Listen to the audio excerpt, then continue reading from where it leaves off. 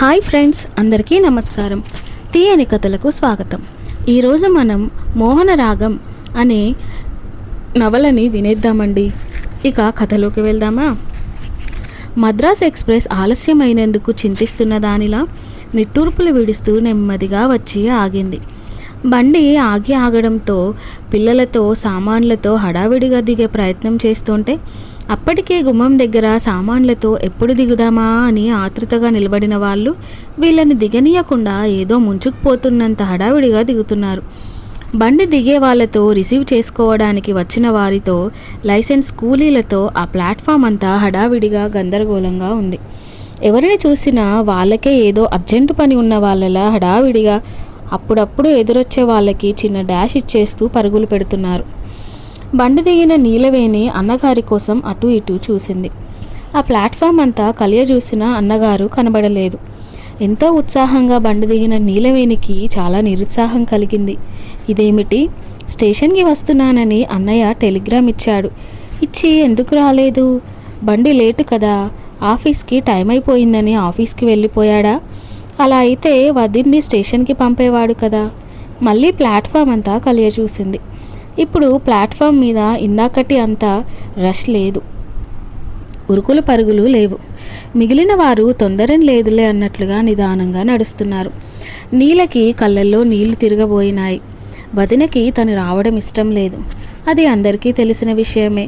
కానీ ఇలా స్టేషన్కి రాకుండా ఉండరే. మీరే నా నీలవేణి?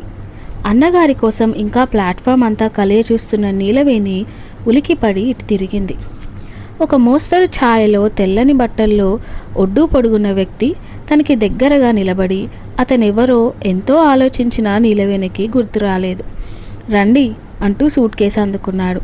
ఇదేమిటి, ఎవరో చెప్పా పెట్టకుండా అలువు పట్టుకుపోతాడు అనుకున్న నీలవేణి కంగారుగా చూసింది. అతన్ని ఏదో అడగబోయింది. కానీ అప్పటికే అతను చాలా దూరం వెళ్ళి అక్కడ ఆగి నీలవేణి కోసం వేచి చూస్తున్న వాడిలా నిలబడ్డాడు. చూడ్డానికి చదువు సంస్కారం ఉన్నవాడిలా ఉన్నాడు. తను ఎవరో ఏమిటో చెప్పా పెట్టకుండా అలా సూట్ కేసు పట్టుకుని వెళ్ళిపోతాడేం? బయటికి నడవని చెప్తాను. ఇలాంటి వాళ్ళని అస్సలు నమ్మకూడదు. రోజుకి ఎన్ని రకాల వార్తలు వినడం లేదు, చదవడం లేదు. ఏదో పెద్ద సాయం చేసే వాళ్ళలా ఫోజులు పెట్టడం, మరుక్షణం మోసం చేయడం అనుకున్న నీలవేణి గబగబా అడుగులు వేయసాగింది.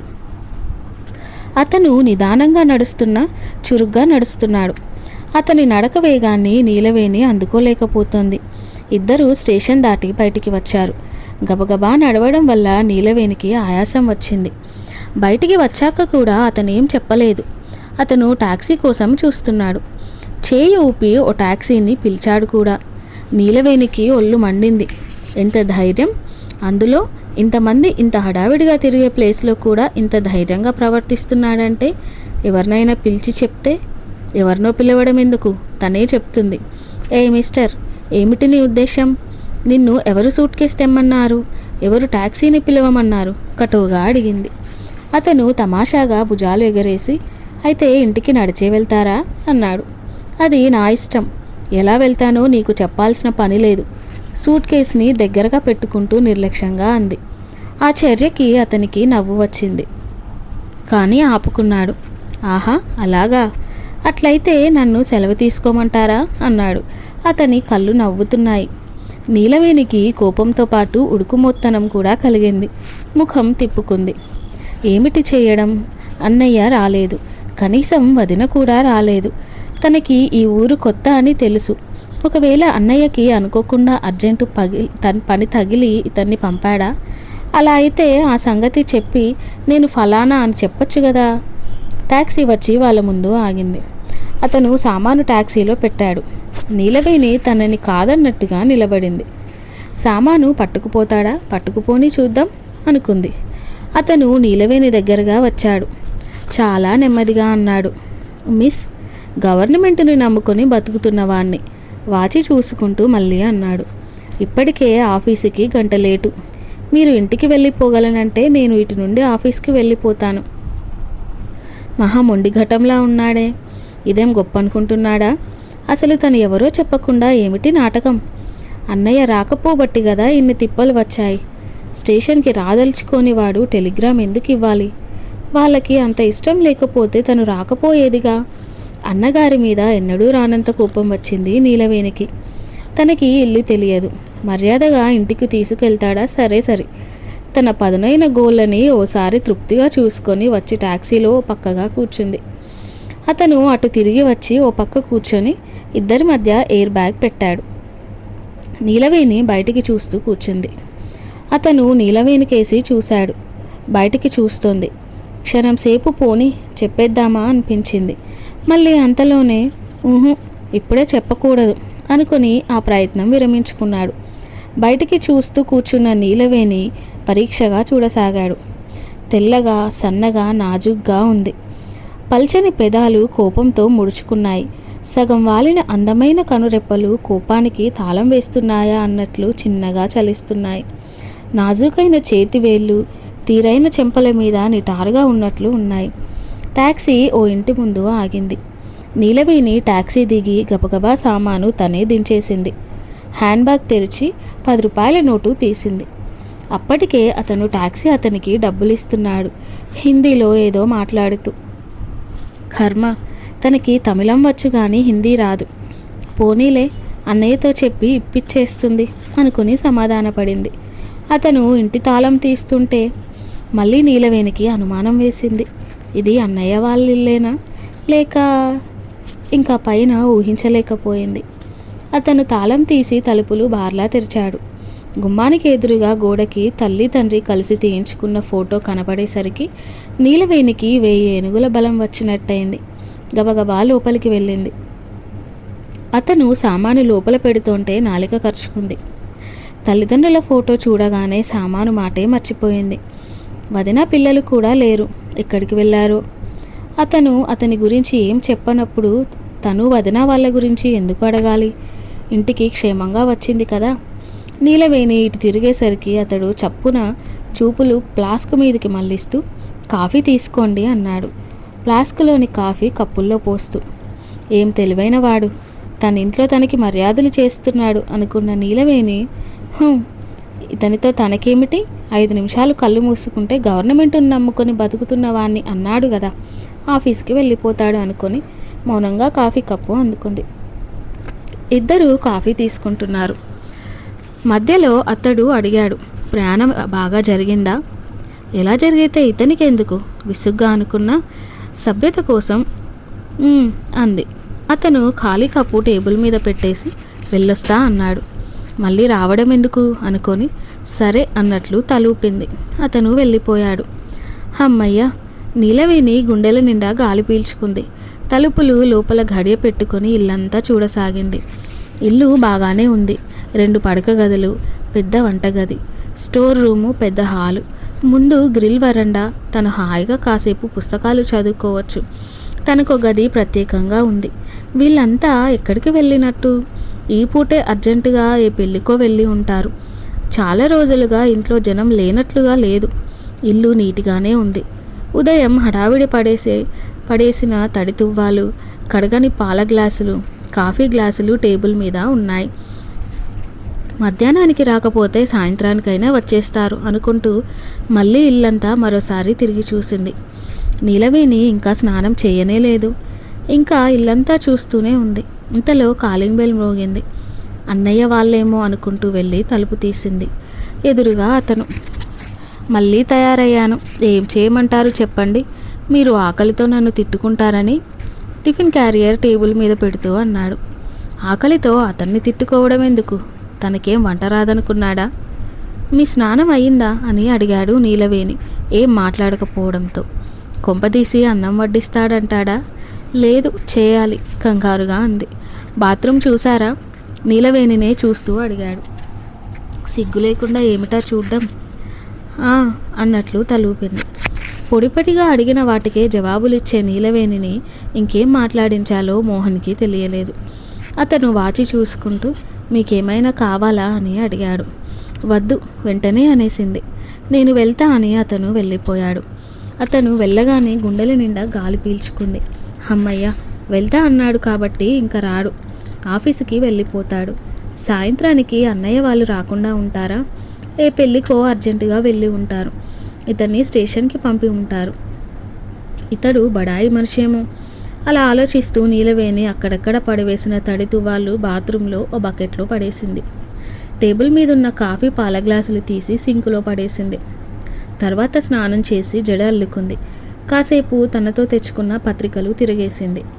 నీలవేణికి అంత ఇంట్లో ఒక్కదాన్నే ఉన్నానన్న భయం ఏమీ అనిపించలేదు. నీలవేణి సాధారణంగా నిశ్శబ్ద వాతావరణానికే ఇష్టపడుతుంది. పుస్తకం చేట పట్టుకుందంటే ఈ ప్రపంచాన్నే మర్చిపోతుంది. అందులో తల్లి తండ్రి చిన్నతనంలోనే పోవడం, ప్రభాకరానికి అస్తమానం ట్రాన్స్ఫర్లో ఉండడం వల్ల అక్కగారు మా పిల్లలతో పాటు చదువుకుంటోందిలే అని అనడంతో చెల్లెలు చిన్నపిల్ల అమ్మా నాన్న గురించి బెంగపడకుండా ఉండాలంటే తన ఈడు పిల్లల మధ్య పెరిగితే మంచిది అని ప్రభాకరం సరే అని అన్నాడు. నీలవేణికి చదువు అయిపోయింది. ప్రభాకరం చెల్లెల్ని ఇంకా పంపమని, పెళ్లి చేసే ఉద్దేశం ఉందని అక్కగారికి రాశాడు. ఇంకా నీ చదువు అయిపోయింది కాబట్టి వచ్చేయి అని చెల్లికి రాశాడు. సమయం 12 దాటింది. నీలవేణి లేచి క్యారియర్ వంటగదిలోకి తీసుకెళ్లి టేబుల్ మీద పెట్టింది. స్టాండులోంచి కంచం తెచ్చుకొని క్యారియర్ విప్పింది. మళ్ళీ తయారయ్యాను, ఏం చేయమంటారు చెప్పండి, మీరు ఆకలితో నన్ను తిట్టుకుంటారని అతని మాటలు గుర్తుకొచ్చాయి. అన్నయ్య వాళ్ళు అన్నీ చెప్పి వెళ్ళి ఉంటారు. ఇతగాడో పెద్ద సస్పెన్స్లో పెట్టి తనని హడాలు కొట్టి వినోదిద్దామనుకున్నాడు. తను అంత పిరికిదాన్ని అనుకున్నాడేమో. భోజనం చేసి అన్నీ ఎత్తిపెట్టి వచ్చి మళ్ళీ చదువుకుంటూ అలాగే నిద్రలోకి జారిపోయింది. అలా ఎంతసేపు పడుకుందో. అదే పనిగా కాలింగ్ బెల్ మోగడంతో ఉలిక్కిపడి లేచి కూర్చుంది. కొద్ది క్షణాలు తను ఎక్కడుందో తెలియలేదు. ఈసారి తలుపు చప్పుడైంది. నీలవేణి చప్పున లేచి వెళ్ళి తలుపు తెరిచింది. ఎదురుగా వదినగారు నళిని, ఆమె చెల్లెలు గౌరీ, పిల్లలు నిలబడి ఉన్నారు. నీలవేణిని చూడగానే 6 ఏళ్ల బాబు అత్తయ్య వచ్చింది అంటూ కేరింతలు కొట్టాడు. 4 ఏళ్ల బేబీ కొత్తగా చూస్తోంది. నళిని లోపలికి వస్తూనే నీలవేణిని కుశల ప్రశ్నలు అడిగి చిరాగ్గా ఉంది, స్నానం చేసి వస్తాను అని వెళ్ళిపోయింది. వదినగారి ముభావం మొదట బాధనిపించిన పాపం ఇప్పుడే వచ్చింది, ఎక్కడికి వెళ్ళారో ఏమిటో అని మనసుకి సర్ది చెప్పుకుంది. బేబీని ఎత్తుకొని బాబుని దగ్గరికి తీసుకుంది. నాన్న రాలేదా బాబు అని అడిగింది. బావ నిన్న అర్జెంటుగా క్యాంప్కి వెళ్ళాడు, అక్కడే ఉన్న గౌరీ చెప్పింది. నీలవేణి గౌరికేసి తిరుగుతూ ఎప్పుడొస్తాడు అని అడిగింది. ఎల్లుండి వస్తాడు అంది. తను వచ్చేసరికి అన్నగారు ఊళ్ళో లేడనేసరికి చాలా నిరుత్సాహంగా అనిపించింది. అదేం పైకి కనబడనీయకుండా బేబీతో బాబుతో కబుర్లు చెప్పసాగింది. మధ్య మధ్యలో గౌరీ కూడా వాళ్ళ మాటల్లో కలగ చేసుకుని మాట్లాడసాగింది. గౌరీ అలా చనువుగా మాట్లాడుతుంటే నీలవేణికి ఆశ్చర్యం వేసింది. అది వరకు ఎంత చనువుగా మాట్లాడించినా అంటీ అంటనట్లు ముభావంగా మాట్లాడేది. అలాంటిది ఇప్పుడు ఎంతో స్నేహభావంతో మాట్లాడుతోంది. నళిని స్నానం చేసి వచ్చి అందరికీ కాఫీలు పెట్టి ఇచ్చింది. ఆ తర్వాత వంట ప్రయత్నం చేయసాగింది. మొదట రాగానే పలకరించడమే కానీ మళ్ళీ నళిని ఏమీ మాట్లాడలేదు. హడావిడిగా పని చేసుకోసాగింది. అలా ముభావంగా ఉన్న వదిన గారితో ఎలా మాటలు కలపాలో నీలవేణికి అర్థం కాలేదు. అసలు ఎవరైనా ముభావంగా ఉంటే నీలవేణికి పలకరించడానికే భయం. ఇక్కడ ఎలా ఉండాలో ఏమిటే బాధగా అనుకుంది. ఇన్నాళ్ళు చదువు వంకతో అక్కగారి దగ్గరుంది. చదువు అయిపోయిందిగా, ఇక వచ్చేయి అంటూ అన్నగారు ఉత్తరాలు రాశాడు. తను వచ్చిన రోజునే మనసు బాధపడింది. తను వచ్చేసరికి అన్నయ్య బండి దగ్గరికి వస్తే ఇద్దరూ సరదాగా మాట్లాడుకుంటూ ఇంటికి వచ్చేవారు. బండి దిగగానే నిరాశ ఎదురైంది. అత్తయ్య నువ్వు మాట్లాడటం లేదు. నీల పరధ్యానంగా ఉండడంతో బాబు నీల చేయి పట్టి ఊపాడు. నీలవేణి తన పరాకు పక్కకు నెట్టి వాళ్ళతో కబుర్లు చెప్పసాగింది. నళిని భోజనానికి పిలిస్తే పిల్లలను తీసుకుని వెళ్ళింది. భోజనాల దగ్గర కూడా ఎక్కువ మాటలేం జరగలేదు. బాబు ఆ రాత్రి నీలవేణి దగ్గరే పడుకుంటానని గొడవ చేశాడు. ఏమిటా అల్లరి బాబు? నళిని కసురుకుంది. పర్వాలేదు, పడుకోని వదినా అంది. వాడు కుదురుగా పడుకోడు, ఒకటే దొర్లుతాడు అంది. పర్వాలేదులే అని వాడిని తీసుకెళ్ళింది. ఆ గదిలో గౌరీ మంచం ఎదురుగా నీలకి మంచం వేసింది. కిటికీ దగ్గరగా గౌరీ మంచం ఉంది. నాకు గాలి పడదు అంటూ గౌరీ కిటికీ కింది తలుపులు మూసేసింది. నీలవేణికి గాలి కావాలి. ఫ్యాన్ వేస్తే అబ్బా ఇంత స్పీడా, ఏమీ అనుకోకు, నెంబర్ తగ్గించు అంది. నీలవేణి తప్పనిసరిగా లేచి నెంబర్ తగ్గించింది. గౌరీ మాట్లాడుతూనే నిద్రలోకి జారిపోయింది. బాబు ఎప్పుడో నిద్రపోయాడు. నీలవేణికి నిద్ర రాలేదు. తను ఎవరికీ బరువు కాకుండా ఎలాగో ఉద్యోగం చేయాలనుకుంది. తనకి ఎంత తొందరగా ఉద్యోగం దొరికితే అంత మంచిది. వదిన అలా ముభావంగా ఉందన్న ఆవిడదేం తప్పులేదు. ఈ కరువు రోజుల్లో ఒక్కరు సంపాదించి ఆ ఒక్కడి సంపాదన మీద 5-6 జీవితాలు నడవాలంటే మాటలు కాదు. పెద్దగా సరదాలు తీరకపోయినా కనీసం నెలకి 1-2 సినిమాలు చూడడానికి కూడా ముందు వెనుకలు ఆలోచించాలంటే, అలసి సొలసి ఉన్న మనసుకి కాస్త విశ్రాంతినిచ్చే వినోదం కూడా లేకపోతే జీవితం నిస్సారమైపోతుంది. వదిన అదే భయపడి ఉంటుంది.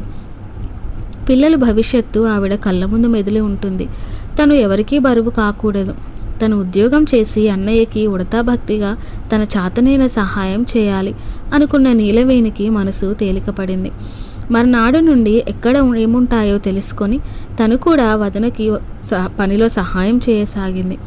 నళిని ఏమనుకుంటుందో క్రితం రోజు కన్నా ప్రసన్నంగానే మాట్లాడింది. 3వ రోజు నీలవేణి అన్నయ్య ప్రభాకరం క్యాంపు నుండి వచ్చాడు. వస్తూనే చెల్లెల్ని ఆప్యాయంగా పలకరించాడు. అనుకోకుండా క్యాంపుకు వెళ్లాల్సి వచ్చిందని చెప్పాడు. అక్కగారి కుటుంబం క్షేమ సమాచారాలు అడిగాడు. అన్నగారు అభిమానంగా మాట్లాడుతుంటే నీలవేణికి ధైర్యం వచ్చింది. అతను ఆఫీస్కి వెళ్ళే వరకు అన్నా చెల్లెళ్ళు అలా కబుర్లు చెప్పుకుంటూనే ఉన్నారు. వారిద్దరూ అలా అభిమానంగా ఆప్యాయంగా మాట్లాడుకుంటుంటే నళిని సహించలేకపోయింది. 2-3 సార్లు స్నానం చేయరా, మళ్ళీ టైం అయిపోయిందని హడావిడి పడిపోతారు అంది. ఆ మాటల ప్రవాహం ఆపాలని. చేస్తాలే అన్నాడే గాని ప్రభాకరం కదల్లేదు. వారిద్దరూ అలా అభిమానంగా మాట్లాడుకుంటుంటే నళినికి ఎంత మంటగా ఉందో, గౌరీకి అంత దుఃఖం ఉంది. తన అన్నలు ఎవరూ తనతో అలా మాట్లాడరు. అసలు తనని ఓ శత్రువుని చూసినట్లు చూస్తారు. వాళ్ళ సంపాదనంతా కొల్లగొట్టే గజదొంగని చూసినట్లుగా చూస్తారు. నీలవేణి అదృష్టానికి గౌరికి ఈర్ష్య కలిగింది. అమ్మా నాన్న లేకపోయినా నీలవేణి ఎంత అదృష్టవంతురాలు అనుకుంది. నళినికి తనకు నచ్చని పని ఏది జరిగినా సహించలేదు. ఆమెకి నచ్చని పనిని ఎంత నేర్పుతో చేసినా ఆమెని మెప్పించలేరు. వారి అభిమానాన్ని తన కళ్ళతో చూడలేనట్లుగా వంటగదిలోనే విసురుగా పనిచేసుకోసాగింది. పిల్లలు దగ్గరికి వస్తే కసిరి కొట్టింది. ప్రభాకరం ఆలస్యంగా ఆఫీసుకెళ్ళి త్వరగానే ఇంటికి వచ్చేశాడు. ఆ సాయంత్రం అందరూ ఆరుబయట కుర్చీలు వేసుకుని కూర్చున్నారు. అందరూ సరదాగా కబుర్లు చెప్పుకుంటున్నా నళిని ఏదో పుస్తకం చదువుతూ కూర్చుంది. తను మాట్లాడకపోయినా భర్త పట్టించుకోకపోవడంతో కోపం వచ్చి లోపలికి వెళ్ళిపోదామని లేచి నిలబడింది. సరిగ్గా అప్పుడే గేటు ముందు స్కూటర్ ఆగడంతో ఆగిపోయింది. పిల్లలు అంకుల్ వచ్చాడు అంటూ సంబరంగా పరిగెత్తారు. మోహన్ బేబీని ఎత్తుకొని బాబు చేయి పట్టుకొని లోపలికి వచ్చాడు. రండి రండి నళిని చిరునవ్వుతో ఆహ్వానించింది. ఎప్పుడొచ్చావు? భాస్కర్ని పలకరిస్తూనే నీలవేణి కేసి చూశాడు మోహన్. మోహన్ని చూస్తూనే నీలవేణి ముఖం తిప్పుకుంది. గౌరీ సిగ్గుగా కళ్ళు వాల్చుకుంది. మోహన్ని చూస్తూనే ముఖం తిప్పుకున్న నీలవేణికి గౌరీ సిగ్గుగా కళ్ళు వాల్చుకోవడం కళ్ళుబడింది. చాలా పరిచయస్తుడే అన్నమాట అనుకుంది. ఉదయమే వచ్చాను, కూర్చో అంటూ కుర్చీ చూపించాడు. మోహన్ కూర్చున్నాక మా చెల్లెలు నీలవేణి మోహన్తో అని తిరిగి చెల్లితో అన్నాడు. నీలా, వీడు మోహన్, మన ఊరే. నువ్వు చిన్నపిల్లగా ఉన్నప్పుడే వీళ్ళు వెళ్ళిపోయారు అంటూ పరిచయం చేశాడు. నీలవేణి వద్దనుకుంటేనే మోహన్ కేసి చూసింది. అతను నీలవేణినే చూస్తున్నాడు. పెదాలు బిగించిన చిరునవ్వు కళ్ళల్లో మెరుస్తోంది. నీలవేణి వెంటనే బాబు మీదికి చూపు మళ్లించుకుంది. మీ అమ్మగారి దగ్గర నుండి ఉత్తరం వచ్చిందా? నళిని అడిగింది. ఇంకా రాలేదండి. ఆఖరికి టెలిగ్రామ్ అయినా ఇస్తే గాని ఆవిడ అక్కడి నుండి కదలదు అంటూ నవ్వాడు. ఆ పని మాత్రం చెయ్యకండి. ఆవిడ అసలే కంగారు మనిషి. లేకపోతే ఏమిటి చెప్పండి. వెళ్ళి 1 రోజులైంది. మా అక్కయ్యని రమ్మంటే వాళ్ళ పిల్లలకి ఇబ్బంది అవుతుందని రాదు. మా అమ్మ ఆడపిల్లల దగ్గరకెళ్ళిందంటే ఓ పట్టాన కదిలి రాదు. చూస్తుండండి, ఇంకో వారం చూసి ఓ టెలిగ్రామ్ ఇచ్చానంటే మర్నాటికే వచ్చేస్తుంది అన్నాడు నవ్వుతూ. అతనితో పాటు ప్రభాకరం, నళిని కూడా నవ్వారు. గౌరీ అతని మాటలు శ్రద్ధగా వింటూ కుతూహలంగా అతన్నే చూస్తోందల్లా తను వాళ్ళ నవ్వుల్లో శృతి కలిపింది. ఒక్క నీలవేణి మాత్రం ముళ్ళ మీద కూర్చున్నట్టు కూర్చుంది. వాళ్ళందరూ కబుర్లు చెప్పుకుంటున్నారు. నీలవేణి ఆలోచిస్తుంది. అతను స్టేషన్కి వచ్చినట్టుగాని వదిన స్టేషన్కి రానట్టుగాని అన్నయ్యకి తెలియదు కాబోలు. అందుకే కొత్తగా పరిచయం చేశాడు అనుకుంది. నళిని కాఫీ చేసి తీసుకొస్తానని లేవబోతుంటే నేను వెళ్తాను, కూర్చోవదినా అని లోపలికి వెళ్ళిపోయింది. మోహన్ మనసు ఉసూరుమంది. నీలవేణి కాఫీ కలిపేసరికి గౌరీ తీసుకెళ్ళడానికి వచ్చింది. బ్రతికాను అనుకున్న నీలవేణి కాఫీ కప్పుల్లో అద్ది గౌరీకి ఇచ్చి తను లోపలికి వెళ్ళిపోయింది.